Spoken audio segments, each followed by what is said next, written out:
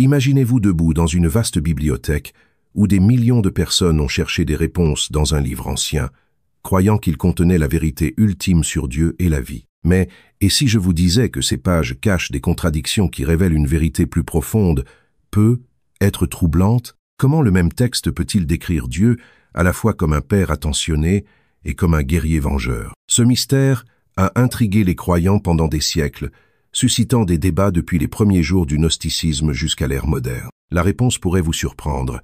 Cette dualité n'est peut-être pas un défaut, mais plutôt une clé pour débloquer une compréhension cachée et libératrice du divin.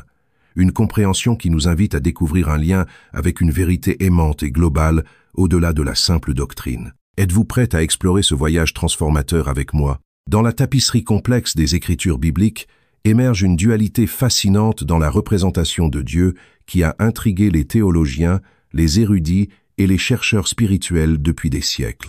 Cette dualité découle des représentations apparemment contradictoires trouvées dans l'Ancien et le Nouveau Testament, mettant les croyants au défi de réconcilier ces diverses images sous une seule entité divine. D'un côté, Dieu est représenté comme un créateur bienveillant, un Père aimant et un être miséricordieux, incarné par les enseignements de Jésus dans le Nouveau Testament, où l'amour, la compassion et le pardon sont primordiaux. De l'autre, l'Ancien Testament présente souvent Yahweh comme un redoutable exécuteur, instillant la peur et exigeant une fidélité inébranlable, un Dieu prompt à la colère, attirant la colère sur ceux qui désobéissent. Cette dichotomie soulève la question suivante. Comment une seule entité divine peut-elle incarner à la fois la miséricorde et la colère? La dualité de la représentation de Dieu pointe vers une compréhension plus profonde du divin qui transcende les catégorisations simplistes. L'image du Créateur bienveillant fait appel à notre désir inné de connexion, d'amour et d'épanouissement spirituel. Cela se reflète dans la vie et les enseignements de Jésus qui prêchait l'amour des ennemis, le pardon des péchés et la compassion envers les opprimés. Le Dieu du Nouveau Testament invite les croyants à une relation fondée sur la grâce et la rédemption, un Dieu présent dans la souffrance humaine et qui offre un chemin vers la réconciliation et l'unité avec le divin. À l'inverse, la représentation dans l'Ancien Testament d'un exécuteur craintif met en évidence le contexte dans lequel ces textes ont été écrits. Les sociétés anciennes percevaient souvent les divinités comme des protectrices de l'ordre public dont il fallait craindre la colère. Les commandements de Yahvé envers son peuple étaient à la fois un défi à l'obéissance et un guide pour une vie morale.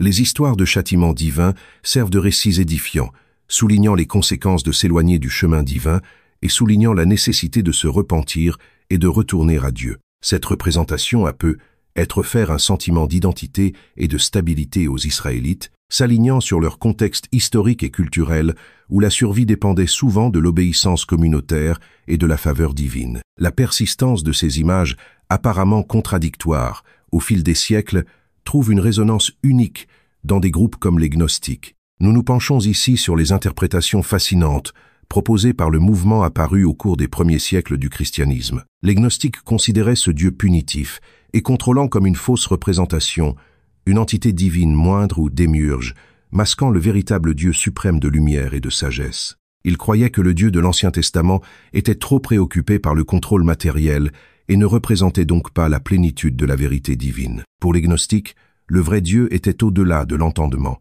caché derrière le voile du monde matériel. Ce Dieu n'était ni un exécuteur, ni un créateur uniquement bienveillant selon les normes conventionnelles, mais une entité de connaissance ultime et de sagesse transcendante. Il parlait souvent de trouver des vérités cachées en soi, considérant l'étincelle divine au sein de l'humanité comme la voie vers une véritable illumination spirituelle. Leurs écrits, comme l'Évangile de Thomas, encourageaient à rechercher une expérience directe du divin, libre de peur et de dogmes. Cette dualité a des implications pratiques pour les croyants contemporains. Beaucoup se demandent comment aborder leur spiritualité si les textes eux-mêmes présentent des images apparemment contradictoires du divin. Certains trouvent du réconfort en se concentrant sur l'image de l'amour et de la rédemption du Nouveau Testament. D'autres trouvent du pouvoir dans les exigences de justice et de responsabilité de l'Ancien Testament. Comprendre Dieu à travers cette lentille, embrassant à la fois l'amour et la justice, peut offrir une vision plus holistique et équilibrée de l'interaction divine avec l'humanité, où la peur n'éclipse pas la grâce et où la miséricorde complète la justice. Pourtant, au-delà des affirmations dogmatiques et des arguments théologiques, la dualité de Dieu puise dans une expérience humaine fondamentale, la lutte pour connaître et comprendre le divin. Il demande à chaque individu de s'engager dans le mystère de Dieu, de discerner la divinité qui définit et défie la compréhension humaine et de trouver un chemin personnel qui réconcilie ces aspects dans son cheminement de foi. Chaque représentation trouvée dans ces textes sacrés murmure la complexité d'une nature divine qui reflète les expériences multiformes de l'humanité elle-même. Les croyants sont invités à s'intéresser à ces récits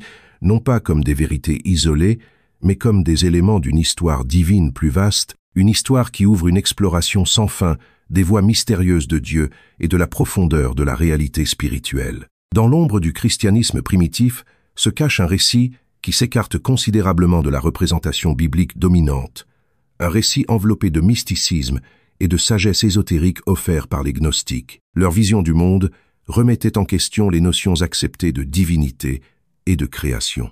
Ils proposaient l'existence d'une divinité cachée et transcendante, un Dieu voilé sous des couches de tromperie matérielle. Cette croyance contrastait fortement avec la représentation traditionnelle trouvée dans l'Ancien Testament, où Yahweh règne en maître, imposant et exigeant en tant que créateur du monde matériel. Les gnostiques considéraient Yahweh non pas comme l'entité divine ultime, mais comme un être inférieur, un démiurge obsédé par le contrôle et l'assujettissement. Ce démiurge, selon des textes gnostiques tels que le livre secret de Jean, a astucieusement piégé l'humanité dans les limites physiques d'un monde plein de souffrance et d'ignorance. Pour les gnostiques, la nature courroucée et exigeante de Yahweh correspondait davantage à l'image d'un créateur imparfait, donnant une impression inexacte du divin. À leurs yeux, il était un imposteur, usurpant le rôle du vrai Dieu, en se déguisant en omnipotent et en monopolisant le culte par la peur et la crainte. Au cœur de la croyance gnostique se trouve la notion d'échapper à l'asservissement du monde matériel.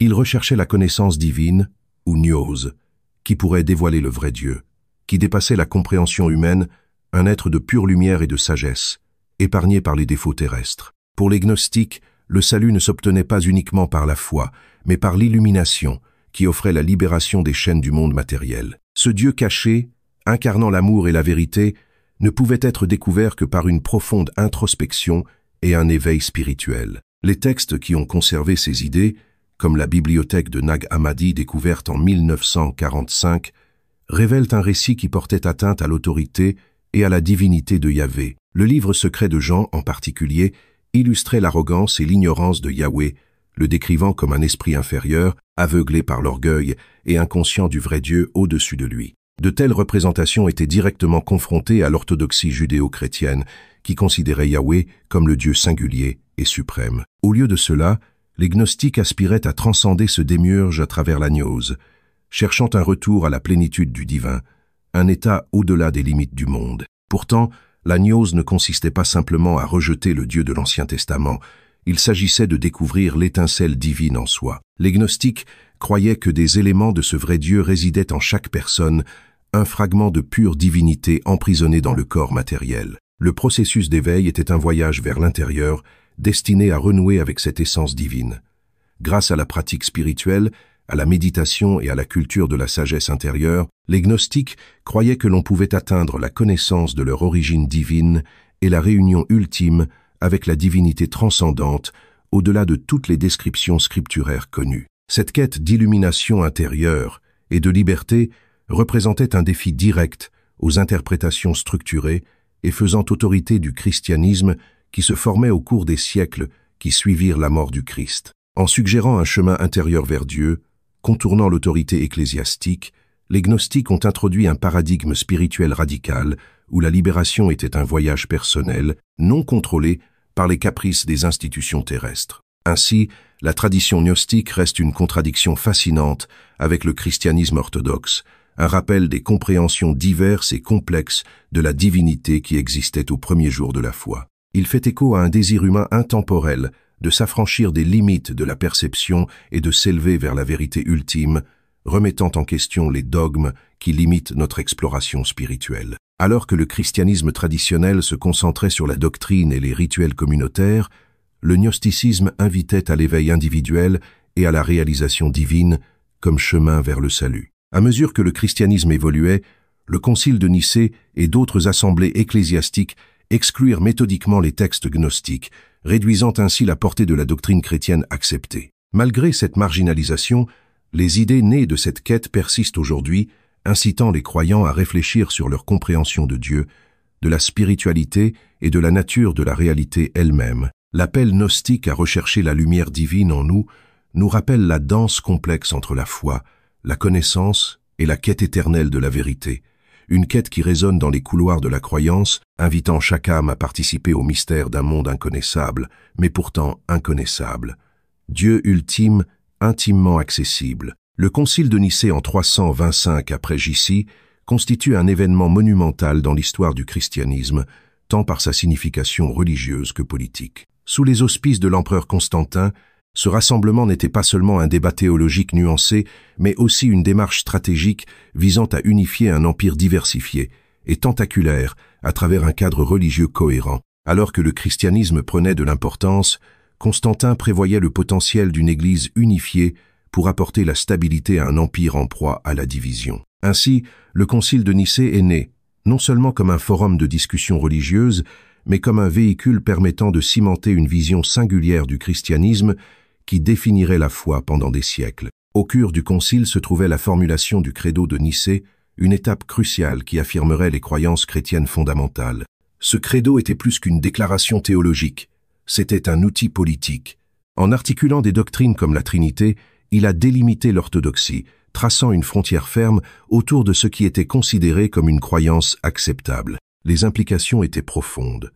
En adoptant le credo de Nicée, l'Église s'est alignée sur une interprétation particulière de la foi qui centralisait son autorité, façonnant le culte et la croyance chrétienne à travers une orthodoxie établie. Les nuances politiques du Concile de Nicée ne peuvent être surestimées. La vision de Constantin était claire, stabiliser son empire en réprimant la dissidence et en favorisant la cohésion par la religion. Cet effort d'unification signifiait que les points de vue divergents, en particulier ceux susceptibles de remettre en question la structure hiérarchique de l'Église naissante ou l'autorité de l'empereur, devaient être soigneusement gérés. Parmi ceux-ci se trouvaient les textes gnostiques qui présentaient des récits spirituels alternatifs et des interprétations du divin. Les écrits gnostiques, tels que l'Évangile de Thomas ou le livre secret de Jean, offraient des perspectives qui mettaient l'accent sur l'illumination personnelle et une expérience directe et personnelle du divin. Cette connaissance spirituelle directe contournait souvent l'autorité ecclésiastique, posant ainsi une menace potentielle à la consolidation du pouvoir de l'Église. En qualifiant ces textes d'hérétiques et en les excluant du canon, le Concile a renforcé une orthodoxie singulière qui a amplifié l'influence et le pouvoir de l'Église sur le discours spirituel. Ce processus de sélection, qui comprenait l'exclusion des écrits gnostiques, risquait de supprimer des expériences et des récits religieux alternatifs. En déterminant quel texte constituait la Bible, le Concile a effectivement dicté les limites de la théologie chrétienne. La tradition est ainsi devenue à la fois un guide et un gardien, confinant l'interprétation spirituelle dans ces domaines prédéfinis. En conséquence, de nombreuses croyances gnostiques qui considéraient le monde matériel comme une création imparfaite d'une divinité inférieure et promouvaient un voyage intérieur vers un Dieu véritable et transcendant ont été marginalisées. Les ramifications du Concile de Nicée ont perduré bien au-delà des limites de ce rassemblement. En sélectionnant stratégiquement les croyances à consacrer et celles à rejeter, les premiers dirigeants de l'Église ont assuré leur domination théologique et politique pendant plus d'un millénaire. Cette orthodoxie a structuré non seulement la pensée religieuse, mais aussi les normes sociétales, cimentant ainsi le contrôle non seulement du discours spirituel, mais aussi du récit culturel. Pourtant, malgré ces orchestrations, des rumeurs de récits alternatifs ont persisté à travers les influences et les connaissances passagères. D'une certaine manière, ces vestiges ont maintenu l'accent gnostique sur l'éveil spirituel individuel et la quête d'une expérience divine immédiate. La suppression de ces textes n'a pas complètement éradiqué le désir intrinsèque de l'homme d'établir des liens personnels avec le divin, témoignage du pouvoir durable de la curiosité spirituelle et de la rébellion. Les décisions stratégiques prises à Nicée ont délimité le christianisme d'une manière qui donnait la priorité à l'unité institutionnelle plutôt qu'à la diversité spirituelle. Alors que l'Église cherchait à intégrer différentes interprétations du christianisme, d'importantes nuances ont été perdues, notamment de précieuses idées spirituelles qui mettaient en avant l'illumination personnelle et l'autonomie spirituelle. Ces décisions ont façonné la trajectoire de la pensée chrétienne, créant effectivement un récit dans lequel la compréhension divine était canalisée à travers des structures établies et faisant autorité plutôt que par la révélation personnelle et l'introspection. Pourtant, ce sont précisément ces récits anciens et exclus qui offrent une nouvelle perspective aux chercheurs modernes en quête d'authenticité spirituelle au milieu des dogmes traditionnels. S'engager avec ces textes redécouverts ouvre un portail vers des spiritualités alternativement envisagées où la vérité divine existe au-delà des enseignements conventionnels, nous incitant à reconsidérer le potentiel dynamique de nos identités et voyages spirituels. Le Concile de Nicée a ainsi constitué un carrefour crucial où la foi s'est fortement croisée avec la politique et les répercussions de ces décrets continuent de résonner aussi bien dans les couloirs théologiques que dans les vies spirituelles personnelles. Pour les chercheurs contemporains, comprendre ce point charnière historique est essentiel dans la quête plus large, visant à découvrir des récits spirituels authentiques qui parlent à l'étincelle divine intérieure, libérée des limites imposées il y a des siècles. Dans l'étreinte des textes gnostiques redécouverts, la notion d'étincelle divine allume en nous un voyage bien loin des couloirs des doctrines spirituelles traditionnelles. Ces écrits anciens, longtemps supprimés et marginalisés, proposent une réorientation profonde de la compréhension, une réorientation qui place le lieu de la divinité au sein de chaque individu, nous invitant à percevoir la spiritualité comme une quête profondément personnelle, plutôt que comme une adhésion à des enseignements prescrits. Ce concept d'étincelle divine remet en question les frontières érigées par le Concile de Nicée, où le récit institutionnalisé du christianisme a été établi avec précision pour unifier les croyances à travers l'Empire romain. L'exclusion des écrits gnostiques n'était alors pas simplement un acte de rangement théologique, mais une démarche stratégique visant à étouffer toute idée menaçant l'autorité ecclésiastique centralisée. La notion d'autonomie spirituelle et de divinité intérieure, défendue par les gnostiques, contrastait fortement avec le cadre de contrôle et de conformité que l'Église primitive cherchait à inculquer. Ramenant notre attention sur le présent, ces textes autrefois controversés nous invitent à explorer le riche terrain de nos propres mondes intérieurs. En invoquant des métaphores qui parlent de lumière cachée et de graines divines attendant de germer, les gnostiques proposent que chaque âme humaine soit un fragment d'essence divine, une étincelle bercée dans notre forme corporelle. Le voyage qu'ils préconisent consiste à découvrir cette luminescence interne, un éveil qui nous appelle à transcender les couches superficielles du dogme externe. En nous engageant dans ce voyage, nous affrontons les croyances limitantes qui guident depuis longtemps la compréhension spirituelle. Les gnostiques nous implorent de nous demander « et si la spiritualité consistait moins à se conformer à un récit spécifique qu'à découvrir la vérité à travers la révélation personnelle ? Et si la compréhension divine ne résidait pas dans les croyances communautaires, mais dans les murmures de notre âme ?» Ces questions alimentent un mouvement de libération au sein de chaque chercheur, une invitation à démanteler les chaînes de doctrines incontestées qui restreignent l'expression spirituelle. Redécouvrir cette étincelle divine implique de cultiver une sensibilité à la voix de la sagesse intérieure. Cela nécessite que nous soyons à l'écoute des subtils coups de pouce de l'intuition et des doux murmures de la perspicacité qui ne proviennent pas de rituels ou d'intermédiaires élaborés, mais d'une connexion intrinsèque à la source divine. Ce chemin, bien que magnifiquement brut et souvent solitaire, favorise une authenticité brute, encourageant la confiance en sa boussole intérieure. En tant que chercheurs spirituels modernes, nous sommes appelés à assembler les pièces de notre puzzle spirituel par l'introspection et l'expérience personnelle plutôt que de compter sur des institutions externes pour dicter les vérités. Les gnostiques nous obligent à interpréter le divin sur la base de l'expérience vécue, en s'appuyant à la fois sur l'écriture sacrée du cure et sur les divers récits cosmiques qui nous entourent. Cette assemblée personnelle forme une tapisserie unique de compréhension spirituelle qui honore à la fois l'individualité et l'interconnexion universelle. Cette réinvention des pratiques spirituelles ne rejette pas la sagesse des traditions communautaires, mais les valorise plutôt en insufflant une signification et une compréhension personnelle à leurs pratiques. S'engager avec la communauté à partir d'une position d'éveil interne, transforme l'adoration en une célébration de réflexions divines variées et de croissance spirituelle coopérative. En fin de compte, adopter la notion d'étincelle divine intérieure oblige à rompre avec les limites de l'orthodoxie établie. Il permet une vision élargie où l'illumination personnelle et l'harmonie communautaire convergent dans une symphonie de potentiel divin. Ici, nous reconnaissons à la fois l'ombre du contrôle historique et la lumière de l'autonomisation individuelle, une danse harmonieuse d'influences passée façonnant un avenir d'autonomie spirituelle. Ce voyage reflète non seulement une exploration philosophique, mais une récupération active des vérités supprimées par le temps et le pouvoir. Reconnaître l'étincelle divine intérieure suscite un éveil intemporel, nous incitant à remettre en question, rechercher et célébrer une connexion éternelle avec le divin qui demeure au-delà des limites institutionnelles. Ce voyage sacré invite chacun de nous à éclairer son chemin par la lumière qui l'habite déjà, attisant une renaissance spirituelle enracinée dans la découverte personnelle et l'unité universelle.